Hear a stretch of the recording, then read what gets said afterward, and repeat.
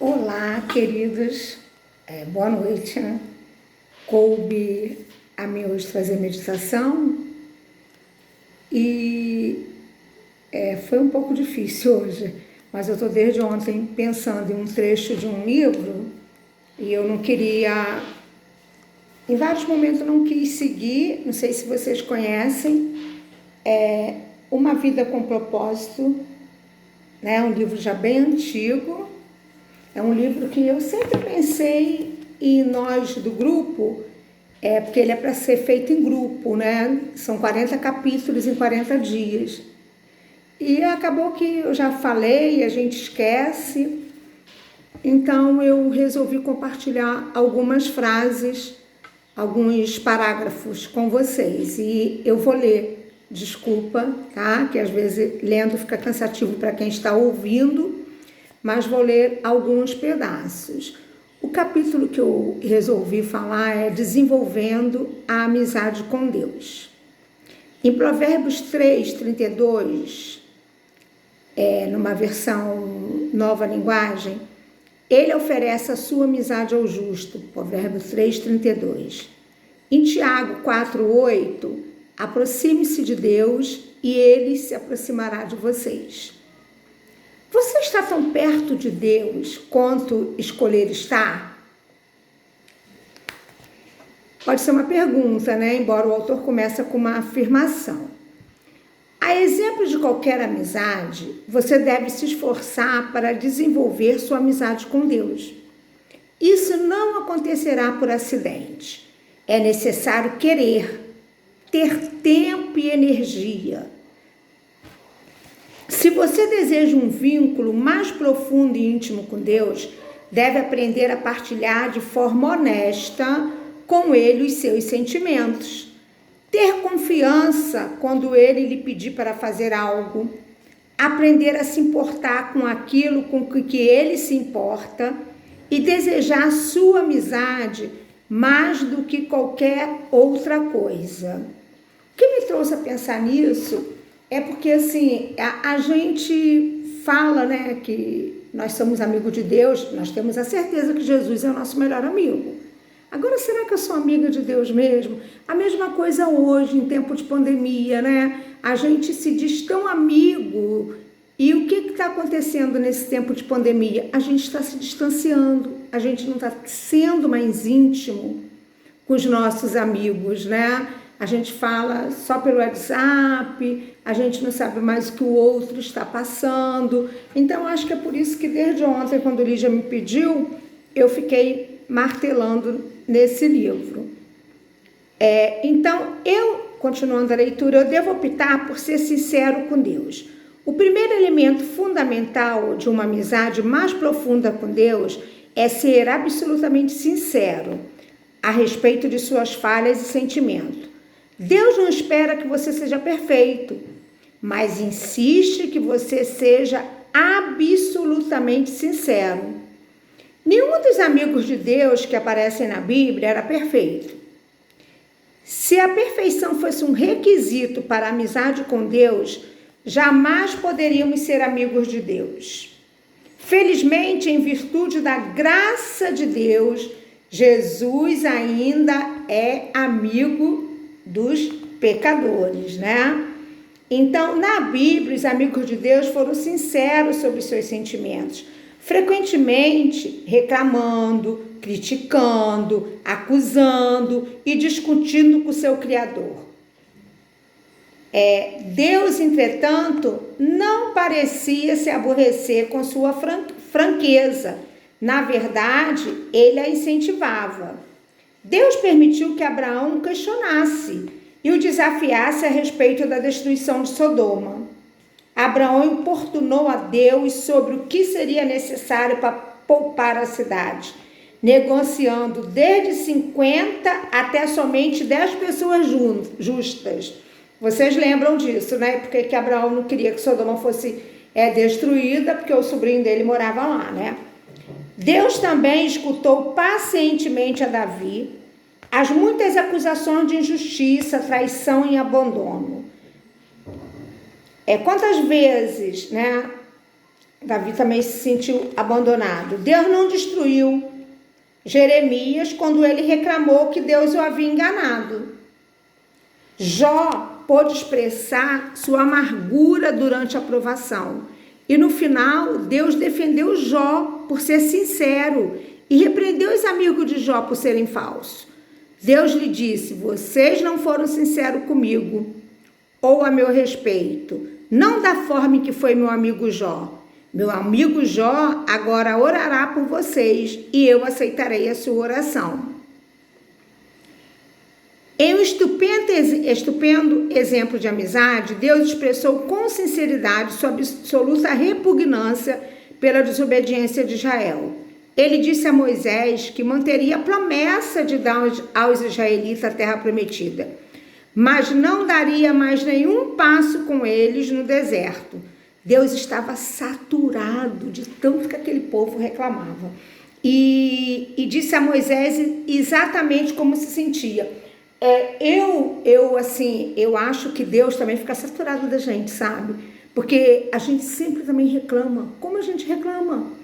Né? Se está chovendo, a gente reclama. Se está fazendo calor, a gente reclama. Se está frio, a gente reclama. Né? Então, a gente está sempre reclamando. E às vezes não é só por essas besteirinhas, não. Por outras coisas. Moisés, falando como um amigo de Deus, respondeu de forma igualmente sincera. Falando para Deus: tu me ordenaste, conduz este povo, mas não me permite saber quem enviarás comigo. Se me vês com agrado, revela-me os teus propósitos. Lembra de que esta nação é o teu povo. Se não for conosco, não vos enviei. Como se saberá que eu e o teu povo podemos contar com teu favor, se não nos acompanhares? A pergunta que Moisés fez ao Senhor. O Senhor disse a Moisés: farei o que me pede, porque tenho me agradado de você e o conheço pelo nome. Aí eu fico pensando o quanto muitas vezes nós não somos sinceros com Deus. Né, Moisés foi sincero, mas muitas vezes a gente está chateado.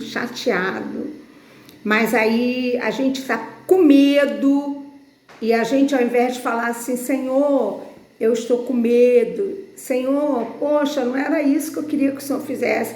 Aí a gente fala assim: Deus está no controle, Deus sabe de todas as coisas. Então o autor, ele diz aqui que a verdadeira amizade é edificada sobre a transparência. O que poderia parecer audácia, como aconteceu com Moisés, né? Deus vê como autenticidade. Deus escuta as palavras exaltadas de seus amigos. Ele se aborrece com as frases feitas religiosas e previsíveis. Para ser amigo de Deus, você deve ser sincero com Ele e dividir seus verdadeiros sentimentos, e não o que você pensa que deveria sentir ou dizer. Então é isso que eu acabei de falar aqui. Às vezes a gente chega e fala: ai Senhor, foi feita a tua vontade, mas no fundo a gente sabe, tá chateado, né? Por exemplo, quando meu irmão faleceu mesmo, eu falei: ai Senhor, foi feita a vontade de Deus, mas eu poderia chegar e falar para Deus: Senhor, por que o Senhor não curou? Por que o Senhor não curou meu irmão? Por que o Senhor não curou meu cunhado? Mas a gente prefere usar, como o autor diz aqui, frases religiosas, usar versículos bíblicos, e muitas vezes não é aquilo que está dentro do nosso coração. E quando não é isso que está dentro do nosso coração, o que vai acontecer com a gente? A gente pode se tornar um crente amargurado. Aí a gente fala da boca para fora os versículos que a gente conhece tão bem, de vitória. Mas quando a gente está no vale, aí no fundo a gente não expressa a nossa alegria. Entendeu? Por quê? Porque a gente está amargurado. E a amargura é a maior de todas as barreiras para a amizade com Deus. Se de coração nós colocarmos para Deus nossas tribulações, Ele ouvirá nossa sinceridade e no tempo dele virá em nosso socorro. A palavra de Deus nos garante isso. Então, muitas vezes, se eu falo frases feitas, né? Deus está no controle, foi feita, mas no meu coração, lá dentro, eu estou chateada com Deus, eu achei que não era aquilo que Deus poderia ter feito, que Ele poderia ter agido de outra maneira. Aí, se eu não expresso essa sinceridade e me tornar uma pessoa amarga, eu não sei se eu estou sendo clara, então o que vai acontecer? É isso que o autor quer dizer, quando a gente não é sincero, como Moisés foi, como Davi foi, como Abraão também ficou lá questionando Deus, até Deus, né, não destruir a cidade. Então, o que acontece? Se a gente não for sincero, a gente acaba se tornando uma pessoa amarga e acaba sem querer transparecendo no nosso semblante que nós não temos um Deus vivo, um Deus que cuida de nós. Assim, quando eu li esse capítulo, eu entendi que ser amigo de Deus é falar a verdade para Ele, é abrir nosso coração, mas acima de tudo, é buscá-lo, é conhecê-lo. E como que eu posso conhecer Deus? Através da palavra dele, através da oração, através da sinceridade do meu coração, né? Então, daqui a pouquinho eu vou ler alguns versículos que o Senhor nos garante, né, que irá nos responder. Mas vou continuar lendo aqui no livro. É provável que você precise confessar alguma raiva ou ressentimento escondido em relação a Deus, em certas áreas de sua vida, nas quais você se sentiu enganado ou decepcionado. Até que tenhamos amadurecido o suficiente para compreender que Deus usa todas as coisas para nosso bem, abrigamos ressentimento em relação a Deus por causa de nossa aparência, formação, orações não respondidas, mágoas do passado e outras coisas que mudaríamos se fôssemos Deus. As pessoas frequentemente culpam a Deus por mágoas provocadas por outras pessoas. E o que acontece? Deus não tem culpa. Então, como eu já falei, a amargura é a maior de todas as barreiras para a amizade com Deus. Então, quando algo que acontece na minha vida, que eu sei que foi permissão de Deus, mas naquele momento eu estou triste, se eu sou amiga de Deus, eu sei que Deus, Jesus é o meu melhor amigo, eu devo confessar isso para Ele, né? Então, a verdadeira amizade não é indolente, ela age. Quando Jesus nos pede que amemos os outros, ajudemos os necessitados, dividamos nossos recursos, conservemos nossa vida limpa, perdoemos e levemos outros a Ele, o amor nos estimula a obedecer imediatamente. Somos frequentemente desafiados a fazer grandes coisas para Deus. Na realidade, Deus fica mais satisfeito quando fazemos pequenas coisas para Ele por amor. Elas podem passar despercebidas de outras pessoas, mas Deus as observa e as considera atos de adoração. Grandes oportunidades podem acontecer uma única vez durante toda a vida, mas pequenas oportunidades nos cercam todos os dias, mesmo por uns simples atos, como dizer a verdade, ser gentil e animar os outros. Trazemos um sorriso à face de Deus. Deus guarda simples atos de obediência como se fosse um tesouro, mais do que orações, louvores ou oferta. A Bíblia diz: o que agrada mais ao Senhor, holocaustos, sacrifícios ou obediência à sua voz. O que a Bíblia diz? Que é melhor obedecer do que sacrificar.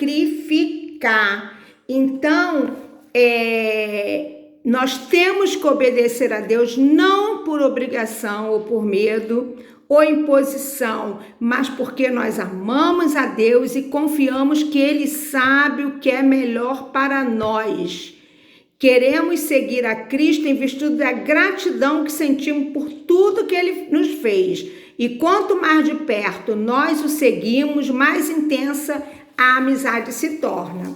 Então eu vou deixar agora alguns versículos com vocês. Jeremias 33:3. Clama a mim e eu responderei-te-ei e lhe direi coisas grandiosas e insondáveis que você não conhece. Em Romanos 8, sabemos que Deus age em todas as coisas para o bem daqueles que amam, dos que foram chamados de acordo com o seu propósito. No Salmo 34, de 15 a 22, está escrito: os olhos do Senhor estão sobre os justos e os seus ouvidos atentos ao seu clamor. A face do Senhor está contra os que fazem o mal, para desarraigar da terra a memória deles. Os justos clamam, e o Senhor os ouve, e os livra de todas as suas angústias. Perto está o Senhor do que tem um coração quebrantado, e salva os contritos de espírito. Muitas são as aflições do justo, mas o Senhor o livra de todas, e lhe guarda todos os seus ossos, nem sequer um deles se quebra. A malícia matará o ímpio, os que odeiam o justo serão punidos. O Senhor resgata as almas dos seus servos, e nenhum do que neles confiam será punido. Eu quero deixar esses versículos, vou fazer uma oração. Pai amado que está no céu, graça te damos, Senhor Deus, por essa oportunidade de querer, Senhor Deus, ser tua amiga, Senhor Deus, e querer te buscar cada dia mais, Senhor Deus, fazer a tua vontade na minha vida, Senhor Deus, que eu possa cada dia se realmente te conhecer, em espírito e em verdade, que eu possa, como Jó falar, antes eu te conhecia de ouvir falar, mas agora os meus olhos te veem, que eu possa falar como Jó, que meus olhos te veem, que o Senhor está no controle da minha vida, Senhor Deus, que eu não possa, Senhor Deus, ser uma pessoa religiosa, quando eu percebo que a minha oração não foi respondida e eu venha com frases religiosas, mas que eu possa confessar as minhas dores, as minhas amarguras a Ti, Senhor Deus. Ó Senhor, muito obrigado por ser meu amigo, por ser meu verdadeiro amigo, e quero te pedir perdão, Senhor Deus, se eu não estou te buscando, se eu não estou tendo uma intimidade contigo, como o Senhor quer que eu tenha. Fique conosco, Senhor Deus, nos dê uma noite abençoada, em nome do seu Filho amado Jesus. Amém.